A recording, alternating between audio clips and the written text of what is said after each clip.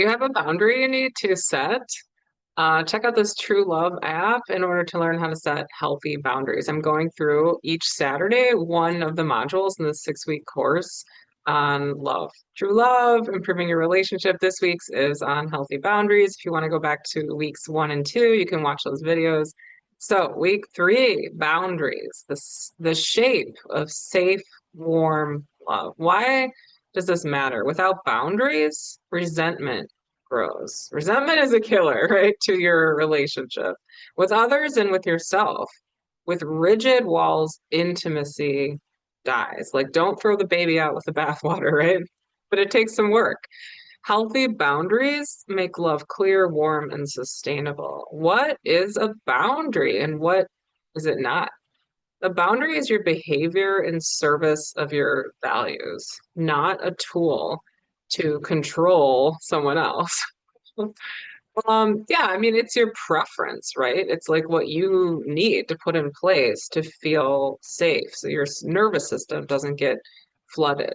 It clarifies what you're available for, how you'll respond, how you can stay close with your partner, right? This is about loving you and it's about improving your relationship. So when we're really clear, when we understand ourselves and can express our boundaries, that gives our relationship much more hope, right? To be intimate and wonderful, which we all want.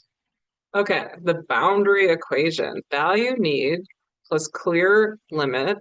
So expressing your need or your value and a clear limit with kind language and then taking action and enforcing that sounds like too strong of a word. Sticking to it, right? So we don't let ourselves down by like establishing a boundary and then letting it just be crossed anyway. So for example, I value calm conversations. If voices rise, I'm going to pause and step outside for 10 minutes. I'll come back to continue. Like, that's so valid and fair, right? Okay, because people have different styles of like how they want to engage in like an argument or whatever. So what are the styles? Porous, overgiving, guilt, and burnout. Rigid, walling off, or isolation. I tend to be more like that. Which one of these are you? Healthy, clear, yes, no, consistent follow through and compassion. So that's what we're striving for, right? And maybe we achieve a lot of it and then we slip into porous or rigid, right? And we can come back. Language library, time. For example, I'm not available tonight. I can do Saturday at 4. So respecting your own time, like you don't have to say yes if you're already overwhelmed today, right? Like, I want to do it, but how about Saturday? Emotional boundary. I won't continue while we're swearing. Let's try again in 20 minutes. And then each person could do their self-care, right?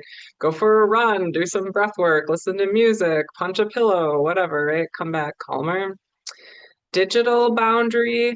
I mute notifications after 9 p.m. This is so valid, right? Like everybody has this phone addiction. I'll reply in the morning. Yeah, that's super fair. I'm employing one of these right now, like staying off my phone a little bit more indefinitely at night.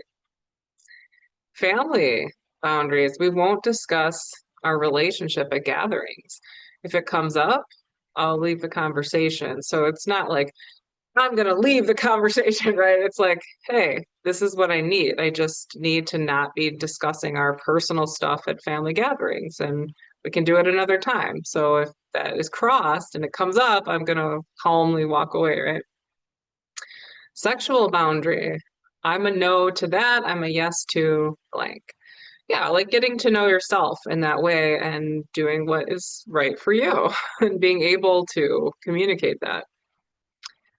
Handling pushback without drama. So you can restate it once to be clear what I need is, my boundary is, and then return to your action, do what you said. So follow through. So if you said, hey, if you're bringing this up at a family gathering, I'm going to walk away, and you restated that, then you need to just walk away so that the person realizes, oh, they're going to stick to that.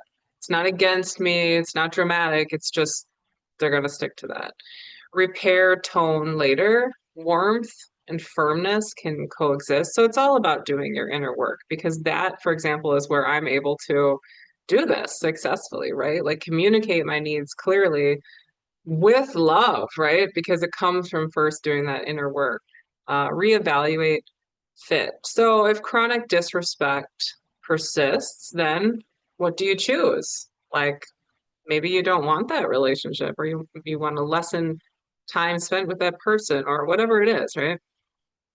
Okay, here's a case study, the Sunday ask. So your partner wants you at every family event, but you need recharge time.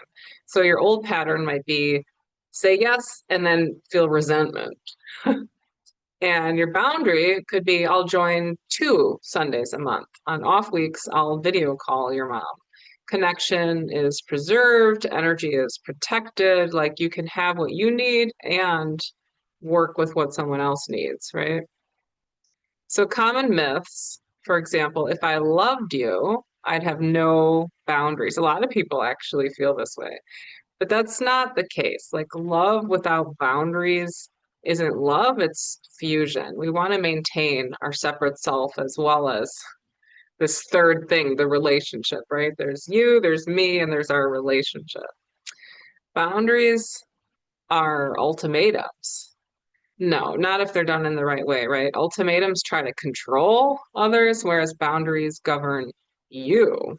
So boundaries are set to help you behave the way you want to, right? That it meets your needs and it's good for your relationship and even your partner because you're not going to be like resentful, right? Okay, here's a reflection corner. Name one boundary that would reduce 80% of your resentment. So you could start by thinking of what's a resentment I have right now and what's a boundary I could put in place that would help me with that. Write the boundary equation sentence for it. So you can scroll up to look at that equation again.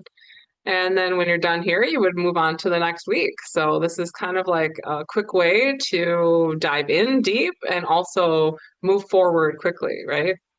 So yes, here's to love and for you and for your relationship and have a beautiful day. See you next week for module 4.